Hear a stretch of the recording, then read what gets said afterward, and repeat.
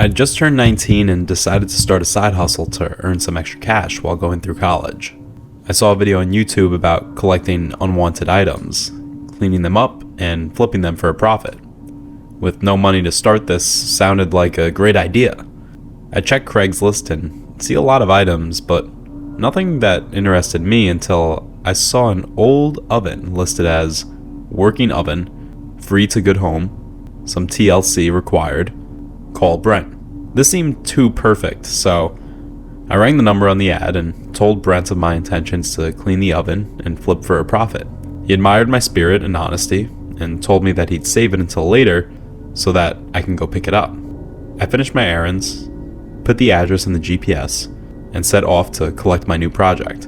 It was about a 20-minute drive, so I knew I could be there and back within the hour if I made good time. When I arrive, Brent is standing by the curbside, cleaning the oven with a cloth and some chemical cleaner. It looked brand new, and I couldn't believe that he was just giving it to me to sell. Brent was a relatively big guy, beard and lumberjack type shirt. He greeted me by shaking my hand with a firm grip and said, "You must be Harry."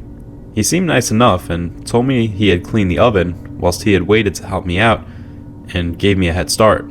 We lifted the oven into the back of my truck, and when everything was safe and secure and ready for off, Brent then said that he had some more items in the garage that I might be interested in. This guy seemed awesome, and I agreed to look without a second thought. I walked into the garage with him through a side door, and he tells me I can take anything from the boxes on the table. As I'm looking through, I find some old toys and camping gear, but nothing overly exciting. But I did take a few bits and pieces that look like they could be worth something, or at least something I could sell for a slight profit. Brent then asked me if I wanted to earn some extra money to get me started in my side hustle business. Obviously, I was intrigued, so I asked how. He points to a sofa in the corner of the room and says if I get undressed down to my underwear and allow him to take some photos for his personal collection, he would give me $100. If I take off my underwear, so I am fully unclothed, he will up it to $200. I was really taken aback by this. Brent seemed like such a nice, straightforward guy, and now he was trying to take advantage of me. I'm feeling really nervous at this stage, and don't get me wrong, I can't deny that I didn't think about accepting the offer momentarily. I really could have used that $200 at that point in my life. But I knew deep in my gut that I needed to be away from the situation. What if he tries something when I'm undressed? What if he uses the photos to blackmail me later down the line? I remember these and 100 other thoughts going through my head at the time. So I said no to Brent. I tried to leave, but Brent took a swift step to the side and blocked my exit. I asked him to let me pass, and he just stood there in the front door. He stared at me for several seconds in this awkward gaze. "Okay, I'll give you $100 for just one photo," he said. I told him my friends were waiting for me at home, and if I didn't show up soon, they'd come looking for me. I think Brent knew this was an obvious lie, but he stood to one side and let me walk out of the garage, and I got in my truck and I drove away. I never reported the incident to the police, as I am of legal age, and he didn't actually force me to do anything. But it still creeps me out, and I never go into people's properties anymore.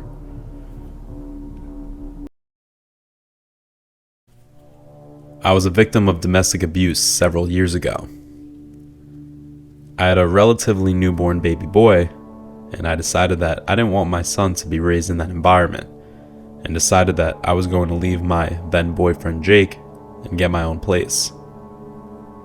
I seek some help from some trusted friends and family to collect furniture and other household items, so I was set up to flee and start our new life. I didn't want to keep anything we owned together, as I wanted as little ties as possible other than our son, and I didn't really have any money to go out and buy everything new. On one particular day, a friend of mine, who we will call Tom, showed me an article on Craigslist that was a full house clearance just outside of the town we lived in. "Everything free to good home," it read. Apparently, the owner had died, and the executors of the house just wanted to get rid of everything so they could sell the house quickly. This was perfect for me, as it meant that I could practically get everything I needed at one place. I was hoping that if I shared my story and circumstances, that they would take pity on me and allow me to take everything that I needed. My friend Tom drove me down there, and when we arrived there was no one else in sight. My first thought was that a free to good home house clearance would attract lots of people from near and far, but it was eerily quiet. As we pulled up to the drive, I noticed immediately that the front door was slightly open. We looked around and shouted to get attention, but no one responded. Myself and my friend Tom approached the front door and knocked, and a voice from inside shouted for us to enter. We reluctantly walked in, and the room was dark. The curtains were drawn, except for a little light creeping through. As I walked further into the room, Jake, my soon-to-be ex-boyfriend, was waiting for me with one of his friends. Tom, who I had known since college, had set me up and told Jake about my plans to leave. Between them, they coerced this whole plan to get me alone and away from everyone. I was seriously scared, with no one else around and in the middle of nowhere. I still don't even know whose house it was, where it was, or how they managed to gain access to it. I had no idea what their plans were and was thinking the worst, like they had brought me here so that no one would hear my screams. Surprisingly, Jake said that he just wanted to sit down with me and talk and try to work things out. I was already past this point, but feared what might happen if I said no. We talked for several hours about our past and future.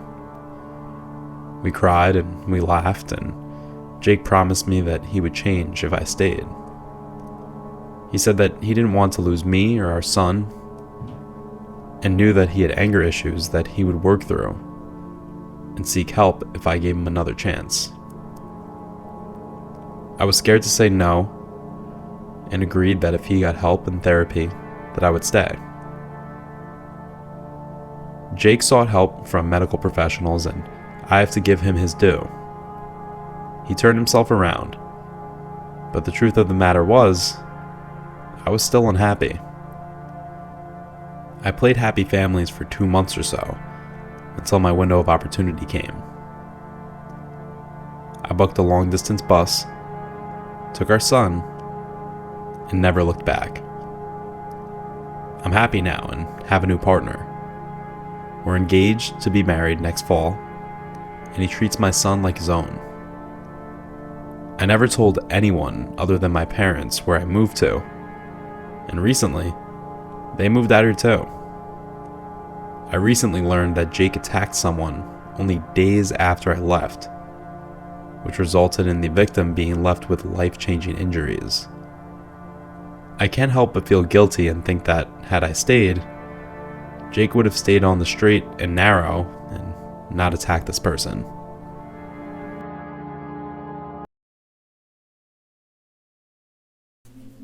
I was looking for some ways to make some extra cash, and a friend of mine recommended Craigslist. I thought this was just a place to buy and sell unwanted items like eBay, but I decided to check it out. I saw an ad for a cash in hand, helping a van driver with odd jobs like old removals, house clearances, and that sort of thing. I gave him a call, and he said that he would give me a trial for a week or two to see how things worked out. The first few days went on as normal. I spent most of the day just sitting there whilst we drove from one place to the next, Then we'd lift a few items, drive somewhere else, and empty the van. Plus, I got paid every day, so this was great for me. Instant gratification.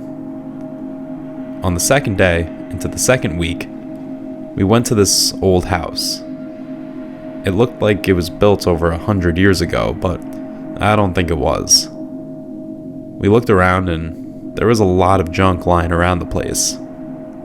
Me and Dave walked around the side of the house where we could hear some noise coming from the back. When we arrived, there was a man standing wearing one of those aprons that butchers wear, covered in blood. Dave called him over and said that we were here to pick something up for disposal. The man pointed to a box laying on the table and said, "That's it there. Your money's in the envelope." This all seemed weird to me, but I wasn't too experienced, so I wasn't sure. The box was rather large, but too small to be a coffin, which was my first thought. I looked around looking for where the blood came from, but to no avail. There was nothing around to suggest that he was cutting up animals or anything else. As we went over to the box, the man shouted, "Don't look inside." We tried to lift the box and it was heavy. Like, too heavy to lift for just the two of us. Dave shouted to the guy that we were going to get some lifting gear and told me to go with him. We went round to the van and Dave told me to get in. Then he got in and we drove off. I don't know what was in that box, but I didn't want anything to do with it, and neither did Dave.